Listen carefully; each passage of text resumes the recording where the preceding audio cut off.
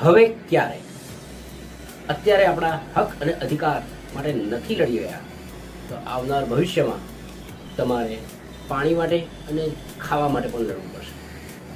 આપણો પરિવાર છે, આપણો વિસ્તાર છે, આપણો દેશ છે, અને જો થોડું યોગદાન આપવાથી અને આપણો દેશ આગળ વધતો હોય, પરિવાર મજબૂત બનતો હોય, સુરક્ષા બનતી હોય તો કેમ નહીં થોડું યોગદાન આપીએ અને કેવી રીતે આપીએ એ આપણે વિસ્તારમાં વાત કરીએ.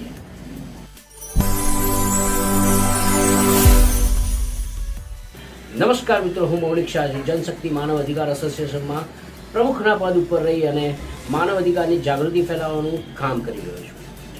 તો આપણે આ ઉદાહરણથી આપણે આપણી વાતને શરૂ કરીશું.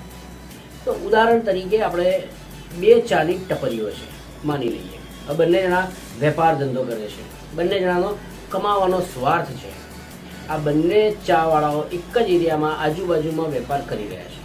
હવે માની લો કે એ દરમિયાન કોઈ ગ્રાહક આવે છે તો ચાવાળા શું કહેશે, પોતાનું માર્કેટિંગ કેવી રીતે કરશે કે સાહેબ અમારી ચા ગુણવત્તાવાળી છે, અમે ચા સરસ બનાવીએ છીએ, અમે સારું દૂધ વાપરીએ છીએ.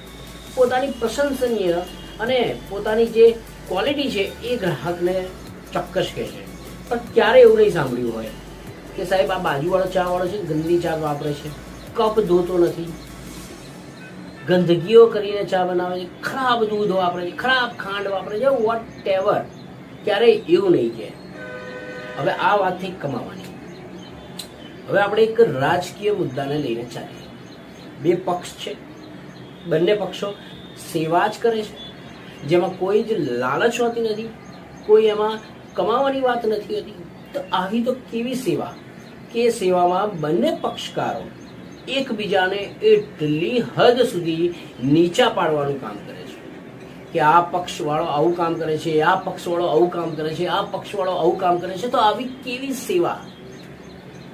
આવી સેવા જો એક ટપરીવાળો પોતાને કમાવા માટે, સ્વાર્થ માટે થઈને પણ એના બીજાના ધંધા ઉપર ખરાબ નથી બોલતો, તો આ એક સેવાની વાતમાં તમે બીજા પક્ષવાળાને ખરાબ બોલી રહ્યા છો. તો વિચારવાનું આપણે છે કે શું આ ફક્ત સેવા છે? આની પાછળ કોઈ જ સ્વાર્થ છે કે નથી? હા, પણ એક વેપાર છે કે નથી? તમે મારા કરતા માહિતગાર છો, અનુભવી છો, જનતા જનાર્દન છો, જનતાને તમામ વાતની જાણ છે. તો વિચારજો. એટલે ખોટી ચાની ટપરીઓ ઉપર જઈ ચર્ચા વિચારણા કરી કોઈ જ લેવા દેવા વગરનો સમય પસાર કરવો, એના કરતાં એ જ સમયમાં થોડું યોગદાન આપીશું. હવે આ યોગદાન કેવી રીતે આપી શકીએ? તો મિત્રો, જરૂરી નથી કે સેવા આપવા માટે તમારે કામ ધંધો છોડવાનો, જરૂરી નથી કે તમારે તમારો સમય વિભાગ કચેરીઓમાં આપવાનો. બસ ખાલી આપણા વિસ્તારની અંદર ક્યારેય કોઈ પણ સમસ્યા હોય અથવા અમારા જેવા જે જાગૃત નાગરિકો છે, સમાજ સેવકો છે, એના આવા કોઈ પણ કમેન્ટ, વિડીયો, કાર્ય હોય એને તમારે જે તે વિભાગમાં છે એ વિભાગમાં તમારે મેલ કરવાનો છે. વોટ્સઅપ તો અત્યારે બધી જગ્યાએ ઉપલબ્ધ છે. વોટ્સઅપ નંબરો પણ છે. ચેક આપણા મુખ્યમંત્રીશ્રીના પણ વોટ્સઅપ નંબર ઉપલબ્ધ હોય છે. રીલ્સ જુઓ છો તમે. ટેકનોલોજી, સોશિયલ મીડિયા એટલું બધું જાગૃત છે, તો આટલું યોગદાન નહીં આપી શકો? આપણા પરિવારનો સભ્ય કે જે આપણને ખવડાવવા પીવડાવવા માટે થઈ રોજ સવારે ટિફિન લઈને નીકળે છે અને રોજ તમને ગરમ જમાડવા માટે પોતે ઠંડુ ખાવાનું ખાય છે, સો એને એ જ્યારે કામ ધંધે જાય છે તો એને સારો રસ્તો નહીં આપી શકો? તમે તમારા પરિવાર માટે ખાડા ખરબચડાવાળા રોડ છે, ખરાબ રસ્તાઓ છે, કોઈ સુવિધાઓ નથી, તો બેઠા બેઠા તમે મોબાઈલ ફોન હાથમાં હોય છો તો આટલું એક યોગદાન ન આપી શકો કે અમારો વ્યક્તિ છે, અમારા માટે કમાવા જાય છે તો એમને એક સુવિધાઓ આપીએ? પરિવારમાં આટલી એક જાગૃતિ ના રાખી શકો? સફાઈ ન કરો તો ચાલશે, પણ થોડી ગંદકી તો ના કરો. રોડ રસ્તાને આપણી જ ટેક્સના પૈસાથી રોડ બનતો છે, તો રોડની થોડી માવજત ન કરી શકીએ આપણે? વ્યવસ્થિત વાહન ચલાવો, સારી રીતે ચલાવો, નિયમો અનુસાર ચલાવો, જેથી કરીને રોડની આવરદા સારી રહે. જો આપણે જાગૃત થઈશું તો બાય ડિફોલ્ટ ભ્રષ્ટાચાર ઓછો થઈ જશે. આવનાર સમયની અંદર જો તમે જાગૃત નથી બની રહ્યા તો રોડ ઉપર જ્યારે કોઈ પણ અકસ્માત હોનાર થશે તેના જવાબદાર અધિકારી પછી પહેલા આપણે છીએ. અને એટલું યાદ રાખજો કે તમે જે બલિદાન તો હવે આપણે આપી નથી શકવાના દેશ માટે, હવે તો કોઈ ફાંસી ચડી નથી શકવાનું, એવો કોઈ ક્રાંતિકારી તો છે નહીં અત્યારે. તો આપણે થોડું યોગદાન આપીશું, નહીતર ચોક્કસ બલિદાન તો નહીં પણ ભોગ લેવાઈ જશે. અને એટલું યાદ રાખજો કે ભોગ લેવાશે ને તો એની ઉપર વેપાર થશે, એની ઉપર બી રાજકીય થશે, એની ઉપર બી વોટ લેવાશે. શહીદ થઈ ગયા, શહીદ થઈ ગયા, શહીદ થઈ ગયા. ખરેખર જેને દેશ માટે શહીદી ભોગવી છે એનું તો માન રાખો, એનું જે ઋણ છે એ તો ચૂકવીએ આપણે, થોડા જાગૃત બની. તો મિત્રો એક વિસ્તાર છે વટવાની અંદર, મોઇન પાર્ક કહેવાય છે. અંદાજિત 200 મીટરનો આ રોડ છે, 40 ફૂટ પહોળો રોડ છે. હવે રોડની હાલત એટલી બધી ખરાબ છે કે ત્યાં સ્કૂલ ઘણી બધી આવેલી છે, કોમર્શિયલ દુકાનો આવેલી છે, રેસિડન્સ ઝોન આવેલા છે, કેનાલ છે, અને રોજની ઘણી બધી અવર જવરો આ રોડ ઉપરથી થતી હોય છે.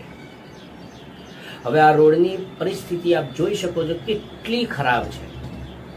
હવે કોર્પોરેશન વિભાગ છેલ્લા 1 વર્ષથી ત્યાં આગળ રોડ ઉપર, જાહેર રોડ ઉપર દબાણ કરી અને ગટર લાઇનની પાઇપો મૂકી દીધી છે. આ છેલ્લા 1 વર્ષથી દબાણ ચાલે છે. બસ ઉલ્લુ બનાવવાની વાત. આપણને પાઇપો જોઈને એવું લાગે છે કે હા ચલો હવે આ કાર્યવાહી, અહીંયા આગળ અમારો રોડ સુધરશે, ગટર લાઇન સારી નખાશે, પાણીનું જાવન થશે. તો આ છેલ્લા 1 વર્ષથી ત્યાં પાઇપો પડી રહી છે, પરંતુ કોઈ પણ પ્રકારની કામગીરી થતી નથી. હવે આપણે એક સામાન્ય રોડ ઉપર જો એક નાનો ગલ્લો, એક નાની કોઈ પણ દુકાન નાખીએ છીએ તો દબાણ થઈ જાય છે. કોર્પોરેશનના અધિકારીઓ આવી કેવા દંડ લે છે, ડરાવે છે, ગુનો કર્યો હોય એવી રીતની વર્તન કરે છે. અને પોતે આ 6 મહિનાથી 1 વર્ષ સુધી આવી રીતે પાઇપો મૂકી અને રોડ ઉપરનું દબાણ ઊભું કરે છે. કેટલી ગંદકી.